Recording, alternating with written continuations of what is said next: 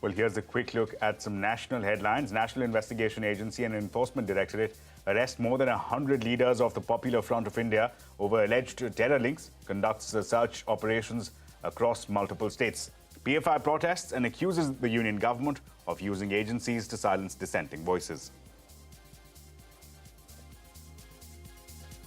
The Supreme Court reserved its verdict on a batch of petitions against the Karnataka High Court's order on hijab. The High Court had upheld the ban on wearing hijab in educational institutions in the state. RSS Chief Mohan Bhagwat visited a mosque in national capital and met Chief Cleric of the All India Imam Organization. The closed-door meeting between Bhagwat and the cleric lasted over an hour. In international news, more than 1,400 people have been arrested all over Russia after protests erupted over President Putin's decision to call up more troops. 3 lakh people out of Russia's vast reserve of 25 million are being called up to fight the war in Ukraine. Addressing the United Nations General Assembly's yearly meeting, Ukrainian President Zelensky said, and I quote, "For us, this is the war for life."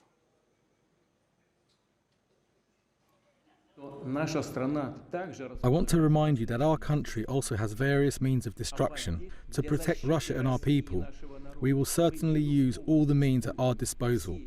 This is not a bluff. Mr. Vladimir Zelensky. For trying to steal our territory. You cannot seize a nation's territory by force.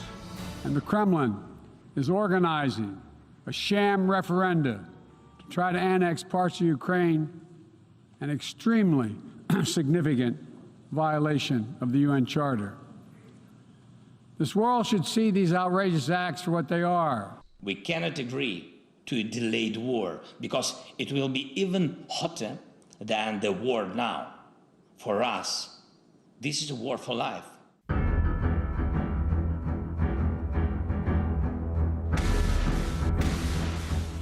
The Ukrainians aren't just defending their own country.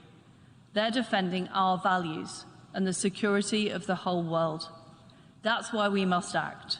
Russia decided to pave the way for other wars of annexation in Europe today and perhaps tomorrow in Asia or in Africa. Meanwhile, legendary tennis player Roger Federer, who announced his retirement after an illustrious 25-year career, said that he would like to remain associated with the sport after hanging up his racket. Federer's last professional match will be a doubles alongside 22-time major winner Rafael Nadal at London's O2.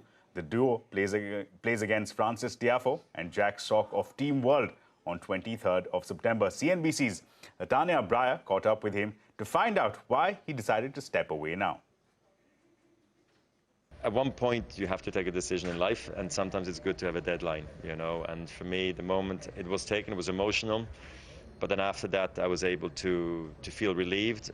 And then it got stressful as I was trying to write a letter to the people to let them know that I'm officially retiring, because also I carried the weight with me and my team and my friends and family for probably a good 2.5 months. So it's long. You don't want leaks, of course, to happen, because I want to be the first to tell the fans and the people. Roger, of course, you played with Rafa, with Novak, with Andy in a golden era of tennis. What do you think you'll miss the most about it? And also, what's been the proudest moment for you personally? I think a proud moment for me has been my longevity.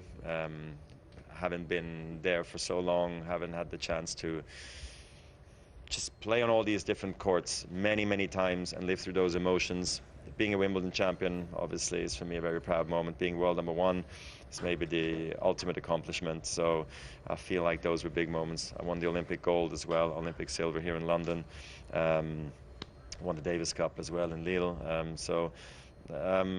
Had everything I ever asked for happened. So and had so many tough opponents, you know, and that I was able to somehow evolve throughout. That was a great feeling as well. And just finally, Roger, what's next for you? Yes, I have a wonderful foundation that I started almost 20 years ago now. So I have lots of work there.